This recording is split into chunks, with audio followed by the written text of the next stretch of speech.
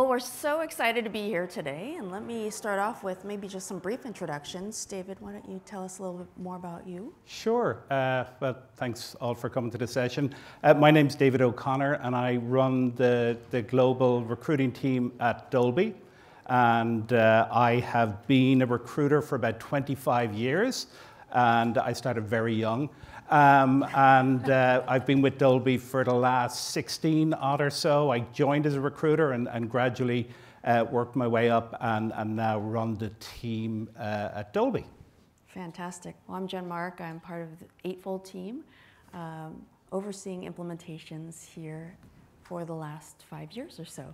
So we're so excited to have you, David. It's been such a great time getting to know you over the past couple of weeks.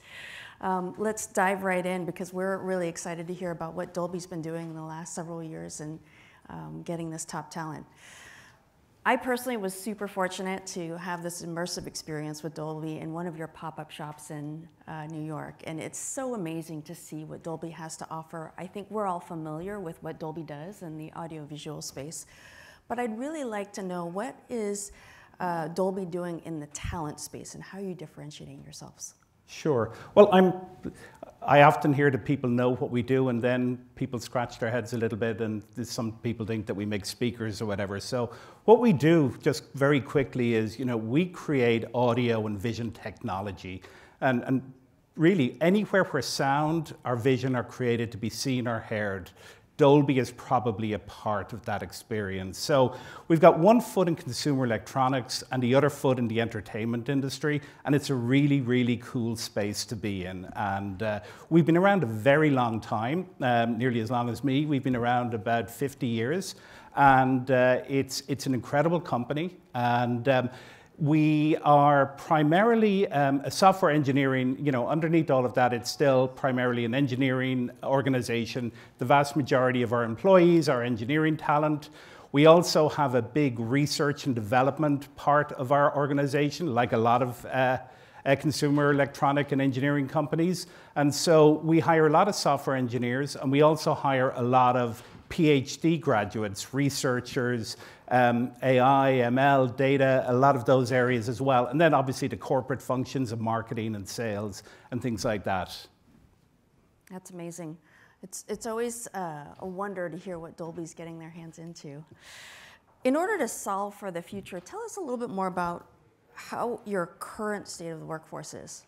Yeah, so we're although we've got a fairly decent brand name out there, we're not a huge company. We've only about 2,400 employees worldwide. And, in a good year, we might hire about 400 full-time employees. And then we would have a fairly robust intern program, which for us is about, say, 150 to 160 interns a year. And then we also rely a lot on elastic talent and, looking at other options besides just butts in seats, so to speak. And Nick Fitzpatrick's here. I had to make the plug there for that as well.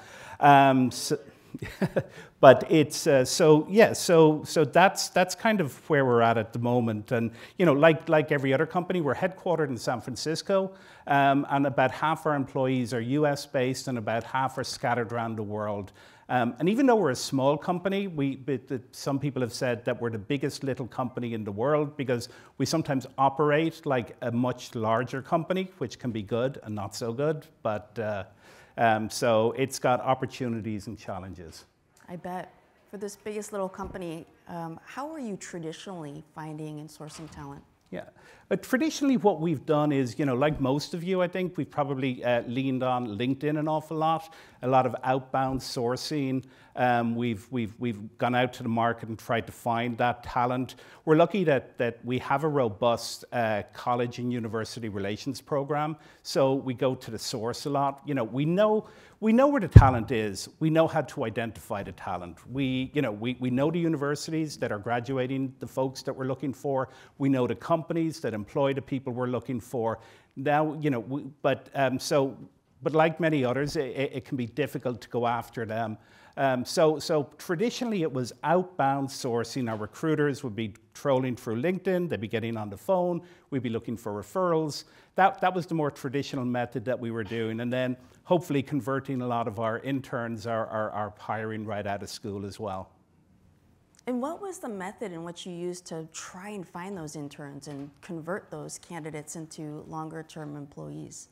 Well, what we did was, we would go to college fairs. We would meet with them where they were. We would use the job boards and their career sites, and create relationships with the universities, and we still do that. I think that's probably the best way. Work with the professors, and that as well. But it was definitely, so, and we've always had a lot of luck with attracting talent like that. For instance, our latest intern class, I think we're at about 160 interns for the year.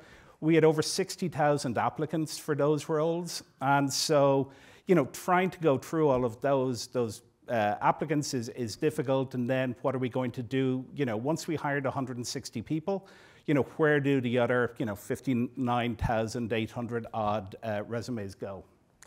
That's remarkable, and I think in our conversations you were saying with that kind of volume, it's almost harder to get into Dolby than it is to get into Harvard, right? We did do a don't quote us on that per se, but just, I think there was a 5% applicant success rate at Harvard, and ours was a little bit lower, but obviously people applied to multiple roles. Yeah. Right, what an esteemed way to get into an internship, right? And there you go, to have yeah. those kinds of statistics. Tell me about how you kind of nurture and cultivate those kinds of relationships. I would imagine when you have so many candidates coming in through the internship program, there's so many ways to utilize those individuals, but it's really hard to scroll through a pool of 60,000 applicants. It's impossible, let's face it. You cannot put human eyes on 60,000 applicants, at least if you want to have a cost-effective recruiting function. So, we were missing a lot of that talent. The first 6 or 7 really strong candidates that came through our portal, they would go to traditionally they would go to the hiring manager. The hiring manager would make a decision. They'd be happy, we'd be happy, but the other 450 people that had applied and never even got a look in, they were probably a little disappointed. Right. I mean, with that many candidates, you can't get eyes on all of that. So no.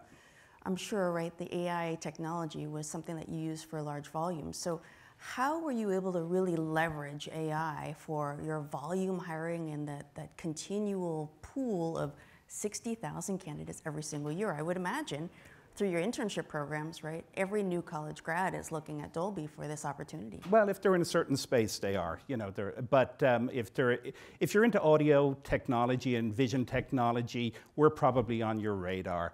So, they're looking for that. But yeah, so one of the reasons, one of the many reasons that we adopted Eightfold about 4 years ago was to help us with our sourcing capabilities. Our recruiters were crying out for something that was user-friendly, that they would be able to use. We were looking to automate some of our more mundane functions like scheduling, interview feedback, things of that nature, and allowing the recruiters to do what the recruiters do best, which is to go out there, talk to candidates, sell Dolby to candidates, review candidates, and also talk to the manager more about what their specific needs are. I will say Eightfold is as good as the information we put into it. So if you do a lousy job of calibrating a role or don't match up candidates well, it's not going to be effective. But what Eightfold allowed us to do, with just to again use that 60,000 applicant pool as an example, Eightfold and AI allowed the cream rise to the top, so to speak. So we still don't put human eyes on 60,000 profiles, but what we do is give everybody a fair shake. We look through and review, or AI does on our behalf, and Eightfold does on our behalf. We go through and we look at all the skill sets. We look at the profiles, what they do, and that means that we probably get a much more manageable number of 600, 700, 800 profiles that we do a deeper dive on, we talk to, we set up interviews. And, but every person who applied at Dolby can rest assured that their resume was considered. And 4 years ago, I couldn't have said that. 4 years ago, I would have lied if I said that. But today, thanks to AI and Eightfold, we really do go through and look at everybody's profile. And the other beautiful thing about Eightfold is those other 59,800 profiles don't just go away, and they used to in the past. That was like kind of, we do our best. We do silver medalist tabs, and we would do, outreach, but it was an uphill battle. It was swimming up, upstream.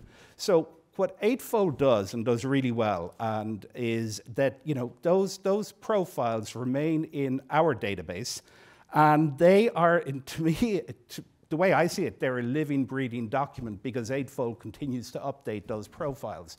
And so we get to every time we open a new role and we calibrate that new role, that prospects tool gives all of those 59,000 applicants for that specific year, it continues to bring them back into our search. So it's not just that we reviewed them at that time, but we continue to review them for each and every role that we open and source for. I love how you cultivate that early talent. It's amazing because you can see their progression over the course of years as you have them in your talent pool, right? Yeah. Now, we've talked a lot about volume, but I know that Dolby also has specialized in niche roles and very specific types of criteria that you're looking for to satisfy those engineering roles and those PhD roles. So tell us about how you use Eightfold to try and find that cream of the crop there as well. Yeah, and that's so, again, traditionally we were in audio and vision technology, still are. That's our bread and butter. That's how we pay the bills. But, we are, we have a big research team, and we are looking to hire, as are a lot of you, AI graduates, ML graduates, data science graduates, and so on. And so we're really looking, we go to the schools, but we're also looking for specialized people in different companies. So we do a lot of outbound sourcing for all of those folks, but we also, again, look into our database that's, many hundreds of thousands of profiles, and we see if people had expressed an interest in Dolby before, and, we go fishing in our own pond, so to speak. And so we do, it's a mix of outbound and inbound sourcing. That's fantastic. I mean, these are great examples of rediscovery, and I can imagine that from a recruiter perspective, it's just such a welcome and refreshing way of finding those candidates. Can you tell us a little bit more about the recruiter efficiency that's gained there, and maybe what the recruiters are telling you with using Eightfold instead of having to go to outside sources, instead of finding that pool of talent right within your Eightfold talent? Absolutely, they love it. Our hit rate is so much higher. If we reach out to a candidate through our database, we look at that as a kind of a warm prospect. They've interacted with Dolby before. They've expressed interest in our company before. So, we know that we're on their radar at least. Whereas if we go after somebody, on LinkedIn they may or may not know us, they may or may not be interested, so they're a cold prospect. Somebody in our database is a warm prospect, and it's just night and day the hit and response rate that we get. And also that the people that had applied before probably, not always, but probably had some of the relevant skills that we're looking for, and then 3 or 4 years later, we're able to, see the skills that they've been able to gain since then as well. Fantastic. I mean, with all these really smart strategies, I can imagine you've had so many success stories. But maybe if you could tell us one success story that could tell us a little bit more about maybe a candidate journey or a recruiter journey through the process and where that led to the success of using Eightfold. Sure. I'm glad you asked that one because we had a candidate applied a few years ago. Good person, but just we didn't even interview them. It was a more junior role. We found some great people. They stayed in our database. Luckily enough, Eightfold updated their profile. We had a new role, and it was to start a research team, and it was a really specific, hard to fill type role. We needed somebody who had a PhD. We needed somebody who had published white papers on specific subjects and topics, who had a few patents to their name. These people are not that, they don't grow on trees. There are not a lot of them out there. And so when we calibrated the role, we looked into prospects pool. And sure enough, in the top 2 or 3 people, this person was sitting there. The hiring manager thought, wow, home run. We reached out to the person, they were interested, they liked Dolby, again, they had known about us, and we were able to hire them. I'm not saying we wouldn't have found them without Eightfold, but it was really good that we did find them through Eightfold. We filled that role far quicker than we, roles like that take a long time to fill. And so, that, it wasn't luck, it was Eightfold, so.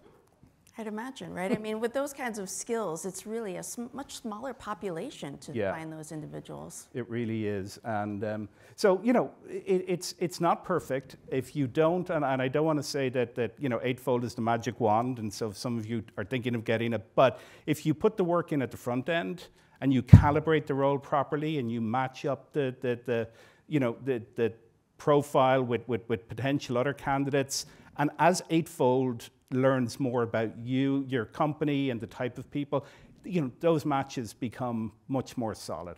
Yeah, I would imagine. And how about from the recruiter perspective? I'm sure that they're super thrilled to find that kind of top-tier talent. Can you tell us a little bit more about what kinds of efficiencies that they're finding throughout using Eightfold and using calibration and matching that talent to the actual job? I will, and I'm going to take a quick step back though, because when we've had Eightfold for about 4 years. We adopted it in 2020. It kind of went live 21, 22, and so we've been using it for a few years. But why did we go to get Eightfold? And well, we have an ATS that is part of a larger enterprise system, SuccessFactors, and it is clunky. And it is, it's great in what it does across, if anybody from SuccessFactors or SAP are here, forgive me, but it is not the most dynamic ATS that ever walked the face of the earth. And I tried, believe me, I tried to change our ATS on numerous occasions, but because it was part of a larger enterprise system, the answer was always a polite but firm no. And so Nick, who's our Director of Work Innovation, and myself, we were wondering how the heck we were going to solve this problem. And so Nick, thankfully, knew somebody at Eightfold, and so it was on his radar, and he brought it to our attention. So what I loved about Eightfold from the start was we, as well as our ATS, we also, we're using different, off-the-shelf products for scheduling, for interviewing, and our recruiters had recruiter tech fatigue. I made that up, but it's true. They just every time we would introduce a new technology, we'd bring it in, we'd get all excited, and they would roll their eyes and they would look at us and say, "Not again. This is something else I've got to learn." And so what Eightfold, the promise of Eightfold at the time anyway, was that it would be a start to finish product that we, and also that it was really, really user friendly. It's a very intuitive product. You can, somebody can really teach themselves in many ways how to use this. And so the recruiters love it. And I have to say that they don't have to use SuccessFactors. It sits on SuccessFactors. We open the role in SuccessFactors and we make the offer in SuccessFactors. And between those two things, we forget about it and we sleep at night. So it's a very intuitive product to use. The recruiters are able to, it makes their jobs easier. It also takes away the mundane parts of the job, the scheduling, interview feedback. We had to beg, borrow, and steal to get interview feedback before debriefs. And this is all automated. Scores are automated. It goes right to the hiring manager. It's really good. And then also the sourcing. So the recruiters, it's a great tool for them. It doesn't take, somebody asked me once, one of our recruiters when we rolled this out, because they liked it so much, is AI going to replace us? And I said, absolutely not. But recruiters who use AI are going to replace you. So that's the truth. So, I said to the team, I said, you got to lean in on this and embrace it. And they have, and it's really been a game changer. So our recruiters love it. You know, long answer to your question. I love that answer. I no worries about that. I think it's such an important part of the experience, and I love how the recruiters are really embracing it from the moment that they get that open requisition all the way through. So you're citing so many great examples of the way that they can truly use Eightfold. Sadly, we've got about 7 minutes left, but I certainly want to talk about a couple more things. What's next for Dolby, and how are you thinking about generative AI? Well, besides that we're going to take over the world, the next thing for Dolby is, Dolby is a unique company. We've been around a long time, and when you've been around a long time, you either get stale or you have to innovate twice as hard, and I like to think that we do the latter.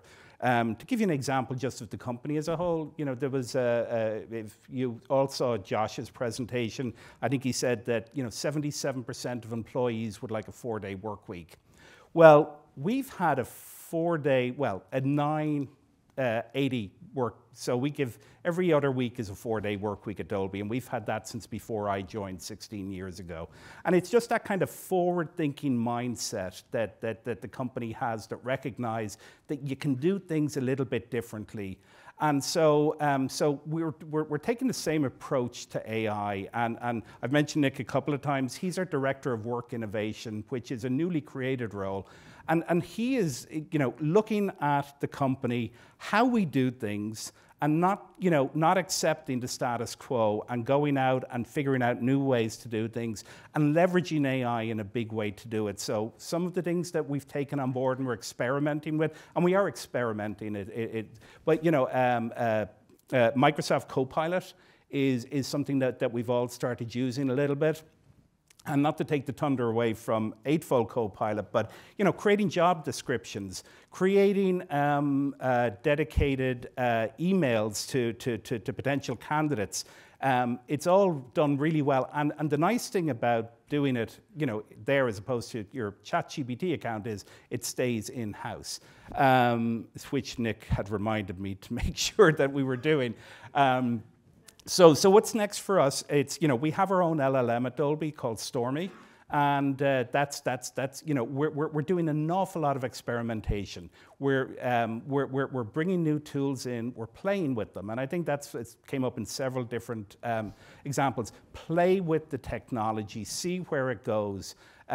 I just think, as advanced as it is today is the most technologically, obsolete that we will ever be going forward. So, and the pace of change is accelerating beyond belief. So, we're bringing in a lot of different AI technologies. We're checking them out. We're doing them to make our jobs better, but we're also doing them as well in the technologies and products we create.